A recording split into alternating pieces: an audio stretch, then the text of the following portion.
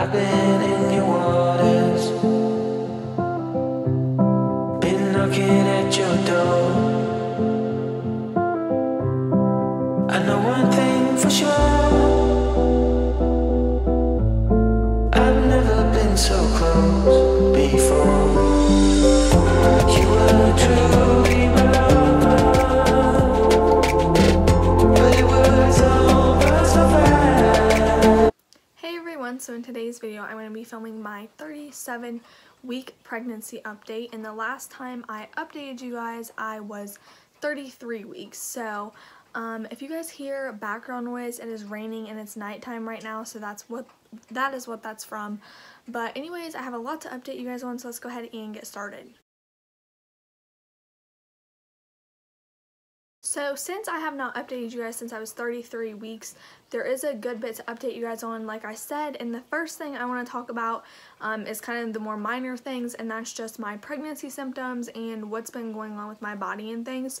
So the very first thing that I've noticed since about 35 weeks, the past like 2 weeks, I have been so tired, like the beginning of my pregnancy again. And I went through this when I was like 20 something weeks. I went through it for a couple weeks, and it's like I'm back to that stage where I'm literally just so tired all the time, and I can sleep all day, and I never used to be able to do that. Like at 30 weeks, like 25 weeks, I could never like nap during the day, and now I just want to sleep all the time. It feels like my first trimester all over again. So that is something that has been occurring a lot.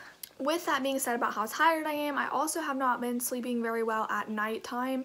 It is getting really hard for me to sleep at night, A, because I can't get comfortable, and B, it's just, I don't really know. I flop around a lot at night, and I never sleep in my bed very well. I usually end up sleeping downstairs because I cannot sleep very well in my room for some odd reason, and I'm not scared or anything. I just don't get very good sleep up here, and I don't know why that is, but I have to be in very particular places or I will not sleep well at all. So then for cravings and things like that, I've told you guys this before if you've watched my previous updates. I really have not had a lot of cravings, very few, nothing weird, no food aversions, nothing like that. But here recently I actually have been wanting Mexican, or I've been eating it a lot. I wouldn't say I necessarily crave it, but it's just something that sounds good to me all the time. But like I don't like feel like, oh my god, I need this right now, but it is something that I've really been liking a lot recently. But everything I eat's basically normal. I do eat a good bit. I usually have to eat like 3 big meals, not 3 big, but like 3 decent sized meal a day, breakfast, lunch, and dinner, and then I snack a lot throughout the whole entire day. That's kind of it for my symptoms type thing. There really isn't a whole lot else to update you guys on just from my last updates. If you guys haven't watched those, go watch those and you can kind of see what's changed and things like that. I talk a lot more about my symptoms in those updates, but it's just kind of to the point now where I'm just ready to get her out a little bit. So I'm getting towards the end and tired of being pregnant.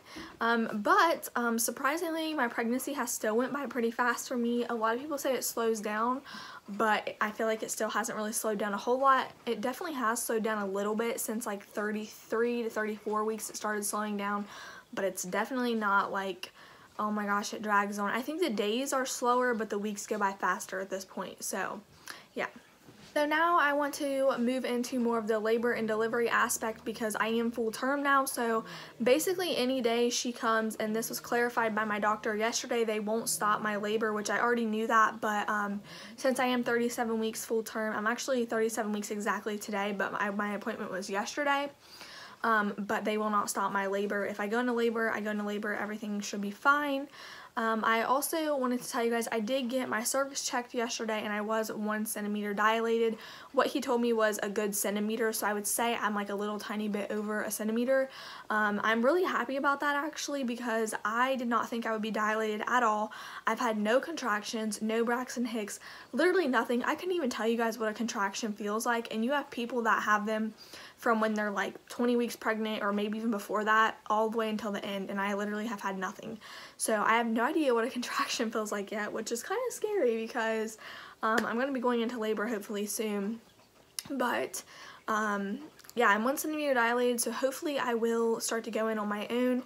I have been doing exercises every night, nothing like major, and I just started doing it last night, and I'm going to do some more tonight, and then from here on out, as long as I'm not dead tired, I might not do it the days I work, because the days I work, I'm basically getting exercise at work. I literally do not sit down the whole like 4 or 5 hours I'm at work, maybe for like 10 minutes, but that's it. So I probably won't do it the days that I work, but other than that, I'm going to be doing exercises basically every night, just like squats and some like, I don't know what that's called, but it's where you sit like this and you just kind of bounce a little bit, just things to like open up my cervix and hopefully help me, and then also it'll help me, my body like get stronger for when I go through labor. And I was also actually quite surprised because when I went for my appointment yesterday, my doctor actually gave me the option if I wanted to be checked or not. My cervix, he didn't tell me I had to be. I'm sure at my next appointment, which is this coming Friday, because I'm now at the weekly appointments, that I will have to get checked. I do want to talk a little bit about that though, because if you have never been checked before, or your cervix, and you're going through this, you'll probably have no idea what to expect. Just like I didn't. I thought it was going to be like a pap smear.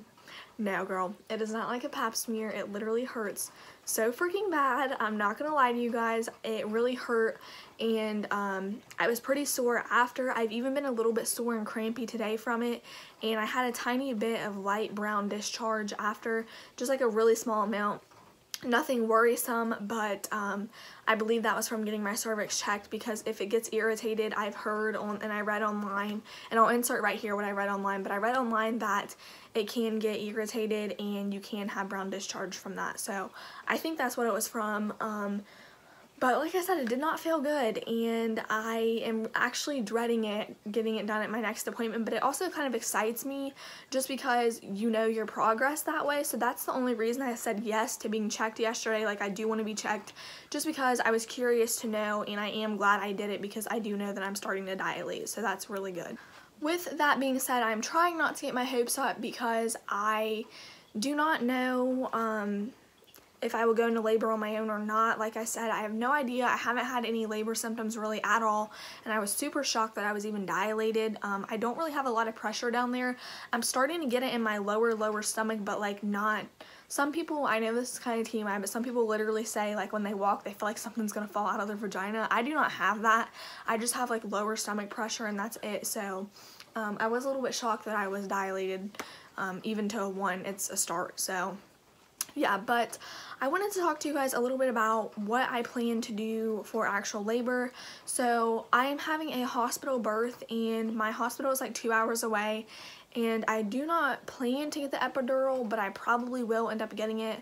I don't know. I'm just like, honestly, it's just whatever happens. I haven't got a set plan for labor because I'm one of those people that if something does not go as planned, it really tears me down, and I just have really bad OCD, and if my plans get messed up, I will kind of freak out. And so I decided to just, you know, chill, not really think about labor.